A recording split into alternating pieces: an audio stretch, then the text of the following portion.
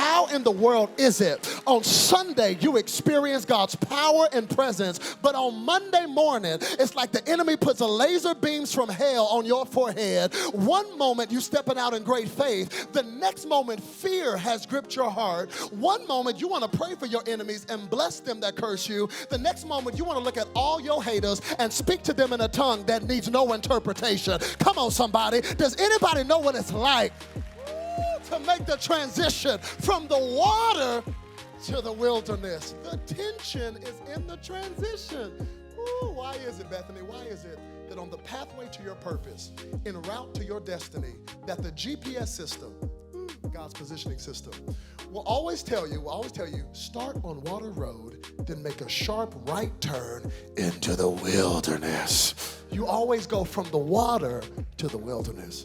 Every morning you wake up, before you brush your teeth, just go to the mirror and declare over yourself with your stanky breath and just say, I am loved, I'm a child of God, and He is pleased with me. How many know that would be a great way to start your day? Come on, if you're thinking about getting a face tattoo, I wouldn't, but if you want to anyway, I have a suggestion of what you should put on your forehead. You should put, I am loved, I'm a child of God, and He is pleased with me. Next time you're at Starbucks and the barista says, what name should I put on a drink? You ought to tell her, I got 3. I am loved, I'm a child of God, and He is pleased with me. Next time you're on Instagram or Facebook or Twitter and you're not getting the likes or the comments you thought you were going to get on that particular post, I dare you to cut off your smart device that's making you stupid and just declare to yourself, I ain't living for other people's likes because I'm already loved. I'm a child of God and is pleased with me. The water is the place where your identity is confirmed. The water is the place where you find out who you are and whose you are. Please note when the Father makes this declaration over Jesus, this is before Jesus has done a single miracle. He's not walked on water yet, hasn't calmed the storm yet. He's not healed anybody yet. He has not casted out one demon yet. He's not taken the 2 fish and 5 loaves and multiplied it, made the first red lobster yet. Hadn't done any of that. Hadn't been to the cross or even gotten up from the grave. And yet the Father still says, you're loved, you're my child, and I'm pleased with you. How? He ain't done anything. I know. This has nothing to do with performance. Everything to do with proximity and relationship to me. You are still loved. You're still my child. And I'm pleased before you ever perform. But that's where most believers stop. We always stop at the water. So you leave a service like this, you're feeling real good about yourself, and you walk out, you're like, woo, did y'all hear the preacher today? I'm loved. I'm a child of God, and He's pleased with me. And you're skipping through the parking lot, and you feel real good in the water. Woo.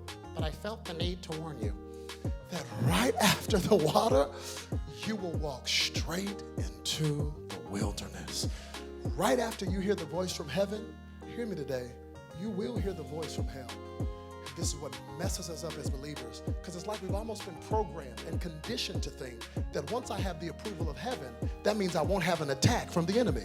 Oh yes, this ideology is even promulgated from pulpits today to the point that we have relegated the approval of God to a bigger house, a better car, a nicer job, a check in the mail, and blessing, and I got a check, God must be pleased with me, and we have relegated it to blessing. And don't get me wrong, I'm all for blessings. I'm for blessings on blessings on blessings on blessings. I believe God wants to get a blessing to you so He can get a blessing through you.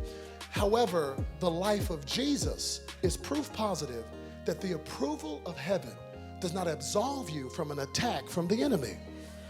As a matter of fact, I'll go further to say that the reason why some of you are facing what you're facing right now, hear me, is simply because God is pleased with you.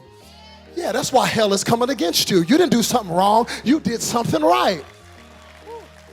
Conversely, the reason why some of you, maybe why life is perfect right now, and you just tiptoeing through the tulips and you floated in the room and Kool-Aid coming out of your water fountain, it might be because your life is stagnant. It might be because you're not a threat to the kingdom of darkness. Come on, it's the fish that go upstream that got to fight through the most stuff. Come on, when you are really taking a stand for God, come on, when you say, I'm going to be a light in the midst of darkness, when you start standing up for righteousness, when you start kicking demons out your house and say, as for me and my house, we will serve the Lord. Oh, hell gets nervous and demons start to tremble. Learned in my life to be quick to love, not quick to judge. Because Because you don't know the wilderness that some people were born into. Oh, please believe me when I tell you, the wilderness is a real place. And it is the heat of the wilderness that seeks to evaporate your experience from the water. And it can leave you with daunting questions like, who am I? Where am I? And how do I deal with what's been placed in front of me?